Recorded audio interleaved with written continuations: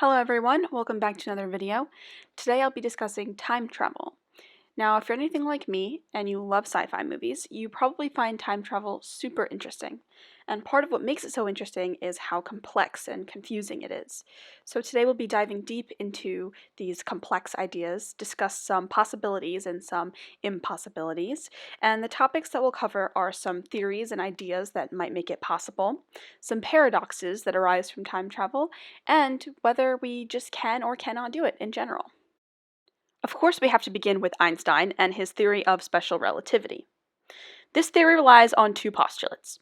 One, that the laws of physics do not change depending on frame of reference, and two, that the speed of light, here represented by the letter c, also does not change and is constant depending on frame of reference. We also learn from this theory that time is relative and related to space. It tells us that as an object approaches the speed of light, in that object's frame of reference, time appears to slow down in order to keep that speed of light at the same speed regardless of frame of reference. This leads us to what is known as the twin paradox. The twin paradox states that if we took two identical twins and sent one on a journey throughout outer space for many years, when that twin returned, we would observe that the twin that had been on the spaceship had not aged as much as the twin that is on Earth. This is because the twin on the spaceship had experienced much greater velocities.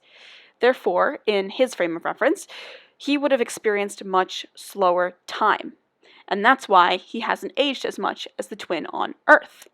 So, in a sense, does time travel already exist?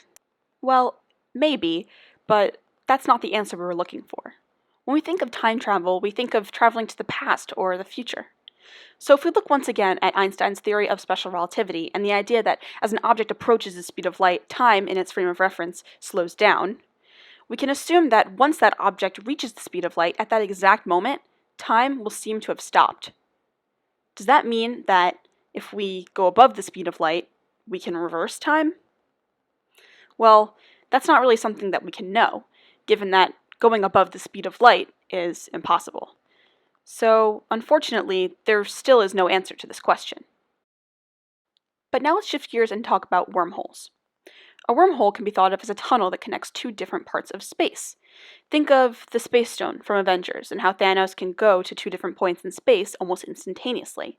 It's a shortcut of sorts. Well, we know that space and time are curved and flexible, which allows us to do this, but we also know that they're connected thanks to Einstein. So, if we can travel to two different parts of space using a wormhole, what's stopping us from using it to travel to two different points in time?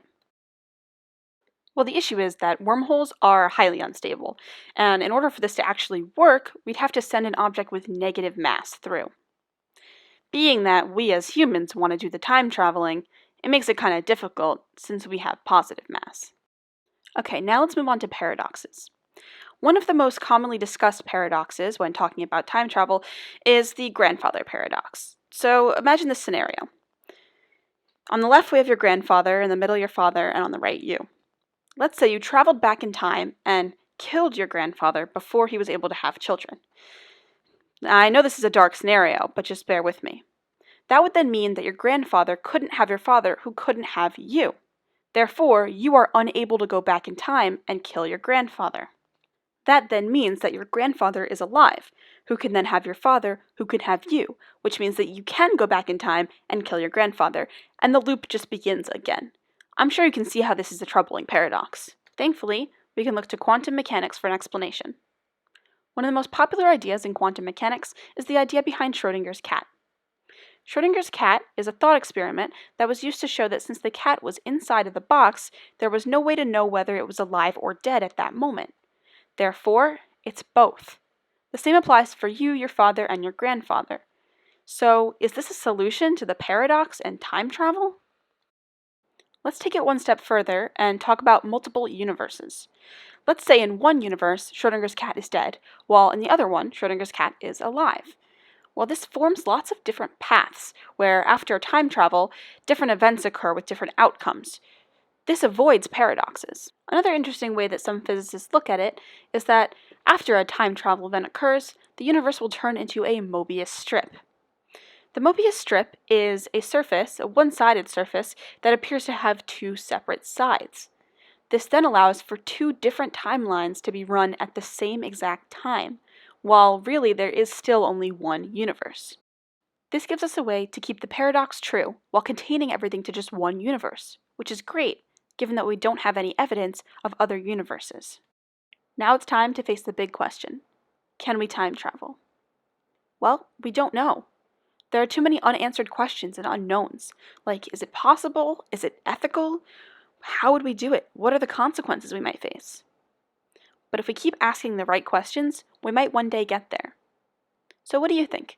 Do you think that time travel could exist? Let me know what you think in the comments below. And, as always, thank you for watching. See you guys in the next video. Bye!